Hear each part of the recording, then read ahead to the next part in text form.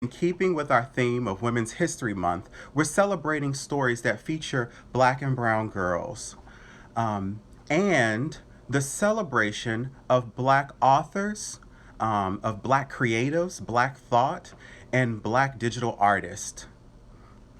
So, our author today is here, as you can see, Zenda M. Walker, and the illustrator is Princess Karibo.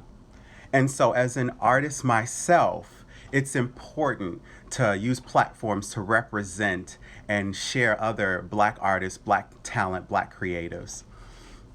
You can also purchase the book on Amazon and Barnes and Noble and a few other, I think, independent artists. So, today's story. Today's story, here's the book. Know Your Heritage, Zara's Wash Day. So today's story is about a mother who is washing her daughter's hair. And as for some who know who has hair like Zara, washing can be a bit of a lengthy task. Nonetheless, Zara's mother takes Zara on a journey of learning about the various different hairstyles and the way the patterns reflect African ancestral roots. So that's what today's story is about. So before we jump right into the book, though, I'd like to thank our supporters.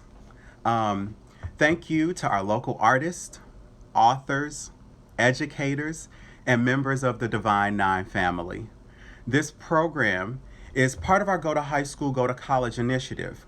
We continue to work to support black and brown students through their academic journey. And as we look to continue supporting young men in our community with financial support, we humbly ask for your support. If you would like to support this program or one of our scholarships, please feel free to donate on our website at springfieldalphas.com or our Cash App that will be located in the chat. So, thank you so much for that. And so let's go ahead and jump right into the story today. So here we are. Know Your Heritage, Zara's Wash Day.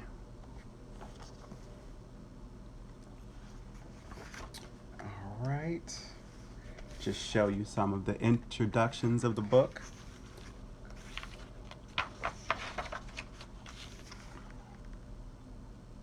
All right, there you go. All right, and here we are.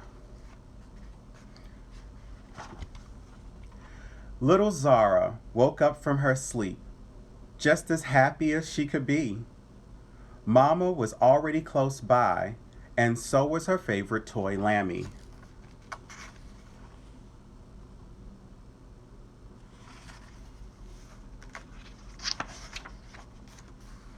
It was Saturday, wash day, and Mama gave her a few clues. Hair products were laid out on the kitchen counter. There were curl creams, conditioners, and shampoo. First, Mama would wash, condition, towel dry, and then detangle. But the pulling of stubborn hairs was more than Zara's tender scalp could bear. I have a lot of sisters that can agree with that. There you go.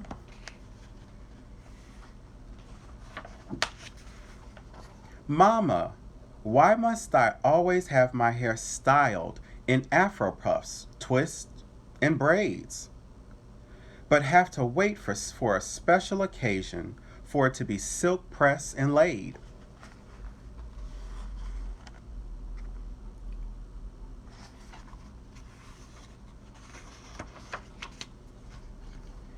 Dearest Zara, every day is special when you have curly hair. Each strand tells our family's story and requires tender loving care. Zara's eyes widen with curiosity. Mama, What do you mean? How can our hair tell a story? Isn't it just meant to be seen?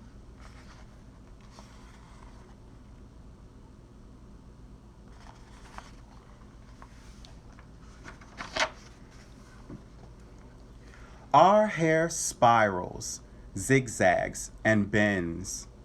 It's kinky, curvy, and can sometimes coil.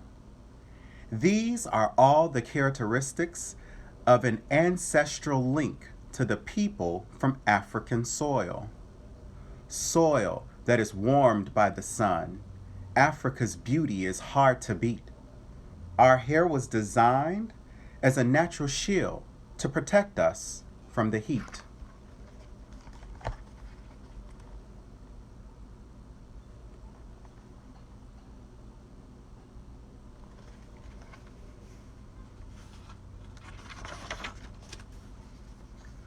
When I weave small cornrow braids on your head that fall to each side, and the center braid adorned with beads of cowrie shells, we are celebrating the West African Fulani tribe.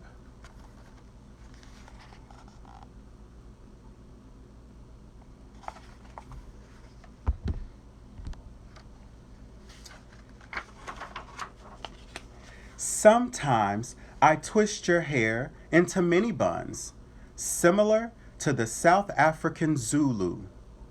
Why have one or two Bantu knots when you can have 22?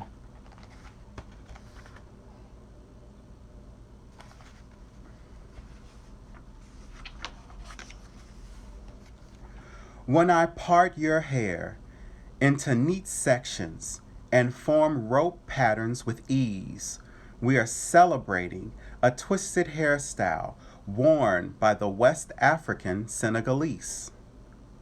What about your hair, Mama?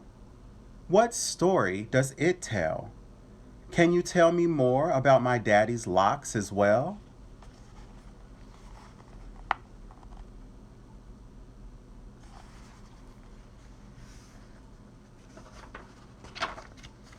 My hair is inspired by East African warriors known as the Maasai, who spin and weave their hair into many locks and color it with red ochre dye.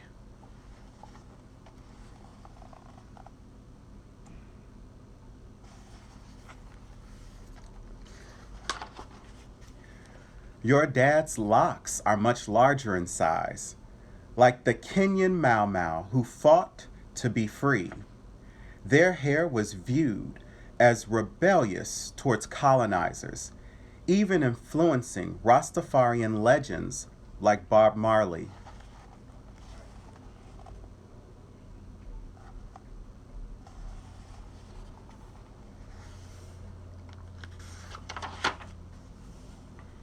There have been many moments in American history meant to silence our cultural pride and instill fear. Our hairstyles have served as iconic visual protest, letting the world know we're not going anywhere. So hold your head high, baby girl. You never have to frown because our hair tells a significant story, which is why we call it our crown.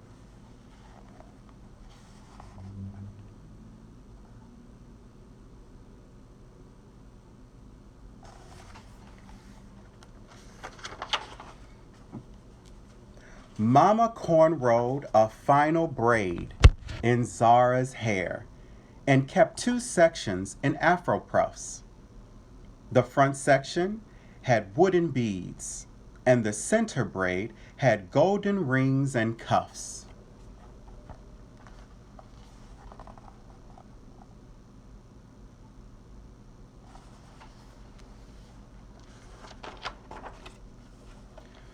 Zara looked into the mirror and touched each braid and curl.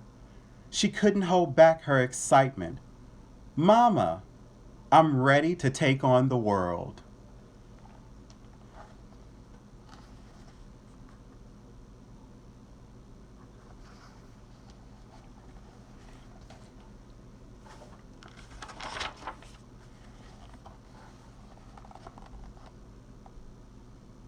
right, and there's Zara with her new hairdo and her crown.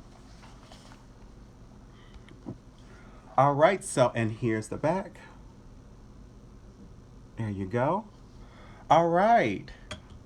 So that concludes the reading for today.